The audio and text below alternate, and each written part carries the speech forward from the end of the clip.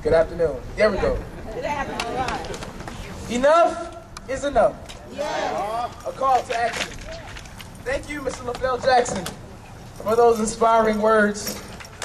Let's give him a hand. The director of Rockin' in North Little Rock, Arkansas.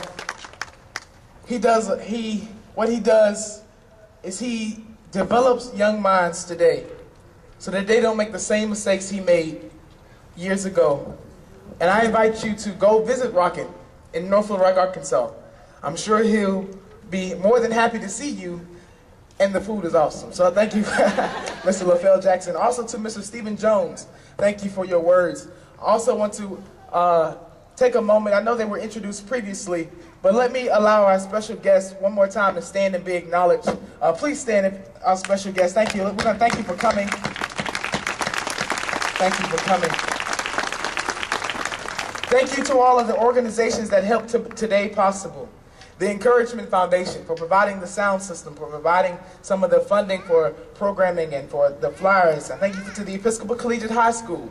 And a special thank you to Mr. Steve Holcomb and Ms. Ricky Smith from Mangan Holcomb Partners, the media public relations firm that helped us put this together and allowed us to get the media to help us get the word out. I thank you. Let's give them a hand.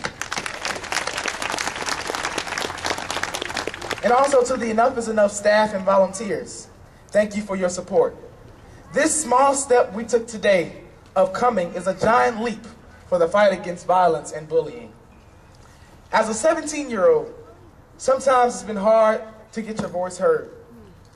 Since I've started on this journey, many people have said that this happens over there and not in my community. Little do they know that it's not your community and it's not my community, but it's our community. However, I remember the words from the famous poet Edgar Albert Guest, "It couldn't be done." Somebody said it couldn't be done, but with a chuckle replied that maybe it couldn't, but he would but one. We wouldn't say so till he tried. So he buckled right in with a trace of a grin on his face. If he word, he hit it. He started to sing as he tackled the thing that couldn't be done, and he did it. All right. Somebody scoffed, "Oh, you'll never do that. At least no one has done it." But he took off his coat and took off his hat, and the first thing he knew, he'd begun it. We lit the chin and a bit of a grin, and without any doubting or quitting, he started to sing as he tackled the thing that couldn't be done, and he did it. There are thousands to tell you it cannot be done. There are thousands to prophesy failure. There are thousands to point out of you one by one the dangers that will wait to your cell. But just buckle it in with a hint of a grin and just take off your coat and go to it. Just start to sing as you tackle the thing that couldn't be done, and you'll do it. The inspiration for Enough is Enough came from Mr. Steve Dvorak and Mr. Leifel Jackson's speech at Boys State, sponsored by the American Legion of Arkansas. Here I was, among 653 young men, seated in a cold auditorium for what seemed to be another long day of assemblies. Then this man comes out with a PowerPoint presentation that changed my life. During one of the most violent periods in Little Rock, this man stood firm and stepped out of his box, stepped out of his comfort zone and his position to reach a generation and to save them from the death of a bullet. And to see this man, who was notorious for the life he lived, change and live his life now reaching children and trying to save their lives, motivated me to pursue my passion and put it into action. However, I returned from Arkansas Boys State and witnessed, like Mr. Leifel, the increase in teen homicides across the state. My heart bled for the mothers of the young men who were taken by the hands of another. My heart bleeds for you, mother. My heart bleeds for you, father. My heart bleeds for the sister out there who has no more brothers to call her own. My heart bleeds for everyone who has lost someone by the threat of violence or by bullying. My heart bleeds today for you, for your family, and for your loved ones. Watching the Saturday night news as they report the senseless murdering of young men and women, followed by the nightly weather report, I thought to myself, enough is enough. Enough is enough. When will we take notice of the genocide that is occurring in our own streets? When are we going to stop watching and start fighting? Enough is enough. When 160,000 children miss school each day because they have a fear of attack or intimidation. Enough is enough. Michael Brewer, a 15-year-old, was intentionally set on fire by 5 other teenagers in Deerfield, Florida, all because he owed them $40 for a video game. And then they laughed at it. Enough is enough. Must we wait until Darion Albert, the young man from Chicago who was beaten to death and whose violent death was recorded on video, becomes your son or your daughter? Enough is enough. I have heard many attack those who stood around and faulting them for not helping him. That's the same thing we have been doing for years. We stood around and watched our young people die. We stood around and watched our people die and go. But I stand here today saying enough is enough. We're just as guilty as they were. So enough is enough. The silence of our community is killing us. Enough is enough. The silence of our churches is killing us. Enough is enough. The silence from the government is killing us. Enough is enough. We must take action. We must take a stand. Enough is enough.